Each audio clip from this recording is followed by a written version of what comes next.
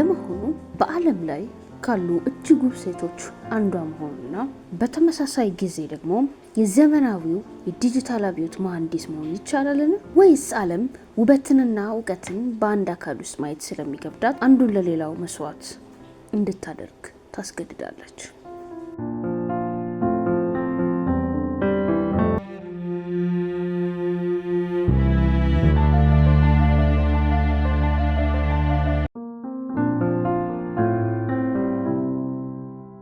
ዛሬ የምናወራው ስለ ሄዲ ለማር ነው።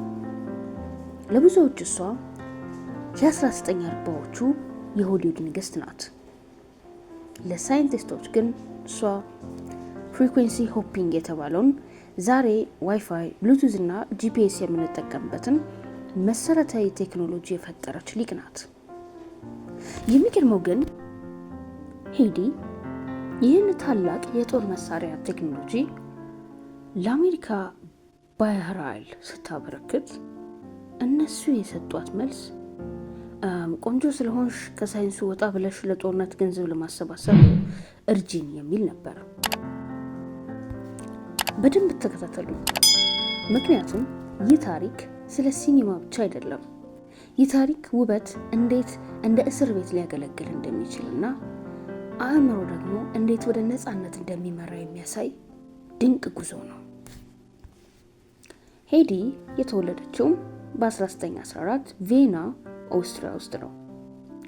ስሟ ሄድዊግ ኢቫ ማሪያ ኪስለር ይባል ነበር። ገና በልጅነቷ አባቷ ማሽኖች እንዴት እንደሚሰሩ ያስረዷት ነበር። ሄዲ አሻንጉሊት ከመጫወት ይልቅ ሰዓት መፍታትና መገጣጠም ትወድ ነበር። ነገር ግን ዓለም ያየችው ሌላ ነገር ነው። በአስራዎቹ ዕድሜዋ ወደ ትወና ገባች። በ1933 አንድ ፊልም ላይ ባሳየችው ድፍረት ዓለምን አነጋገረች። በዚያው ዓመት ፍሬድሪክ ማንድል የተባለ የጦር መሳሪያ ነጋዴ ያገባት። ማንድል እጅግ ቀናተኛና ጨካኝ ነበር። ሄዲን እንደ ሚስት ሳይሆን እንደ አንጸባራቂ ንብረት ነበር የሚያያት። በቤቱ በሚደረጉ የራት ግብዣዎች ላይ ሂትለርና ሙሶሎኒ ሳይቀሩ እንግዶች ነበሩ። ሄዲ በዚያ ጠረጴዛ ዙሪያ ተቀምጣ ዝም ብላ የምታዳምጥ ትመስል ነበር። ነገር ግን አእምሮዋ ስራ ላይ ነበር። ናዚዎች እንዴት የርቀት መቆጣጠሪያ ቶርፒዶች እንደሚሰሩ ሲወያዩ እሷ በዝምታ ትማር ነበር። በመጨረሻም ሄዲ ያንን የወርቅ እስር ቤት ጥሳ መለጠች። በሌሊት ተደብቃ ወደ ፓሪስ ከዚያም ወደ ለንደን ሄደች። እዚያም የኤምጂኤም ስቱዲዮ መሪ የሆነውን ሊዊቢ ሜየርን አገኘችው። ሄዲ ወደ አሜሪካ ስትጓዝ መርከቧ ኒውዮርክ ከመድረሷ በፊት የሆሊውድ ኮንትራት ተፈራርማ ነበር። ሆሊውድ ውስጥ ሄዲ የዓለም እጅግ ውብ ሴት ተብላ ተሰየመች። በየፊልሙ ላይ እንደ ምስል ትቀመጣለች። ነገር ግን ሄዲ በሆሊውድ ድግሶች ላይ መጠጣትና መጨፈር አሰልቺ ሆኖ አገኘችው። ስለዚህ ምን አደረገች? ቤቷ ውስጥ የፈጠራ ላቦራቶሪ አቋቋመች። ለጓደኛዋ ለሃዋርድ ሂዌስ የአውሮፕላን ክንፍ ቅርጽ እንዴት ይበልጥ ፈጣን እንዲሆን እንደሚቻል ዲዛይን ሰራችለት። ሁለተኛው የዓለም ጦርነት ሲፈነዳ ሄዲ ቁጭ ብላ ማየት አልቻለችም። ናዚዎች የአሜሪካን ቶርፒዶች የራዲዮ ሞገድ በመጥለፍ አቅጣጫቸውን እንደሚያስቱ ታውቅ ነበር። ስለዚህ ፍሪኩዌንሲ ሆፒንግ የሚል ሀሳብ አመጣች። ሀሳቡ ቀላል ነገር ግን ጥልቅ ነበር።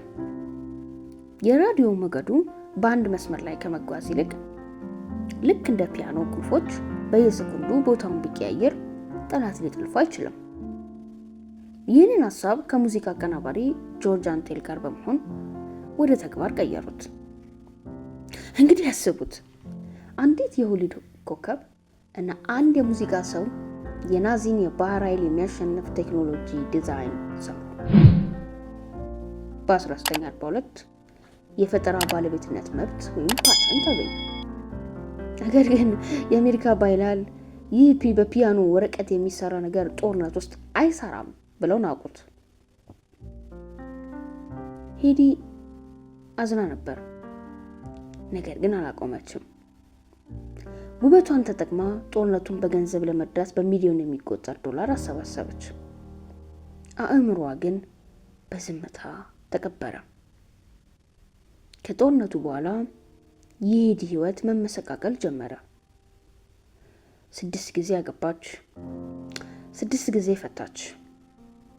ሆሊውድ እድሜዋ እየገፋ ሲሄድ ፊቱን አዞረባት። ሄዲ ውበቷ ሲደበዝዝ ዓለም የምትተዋት መሰላት። ስለዚህ የፕላስቲክ ቀዶ ጥገናዎችን ደጋግማ አደረገች።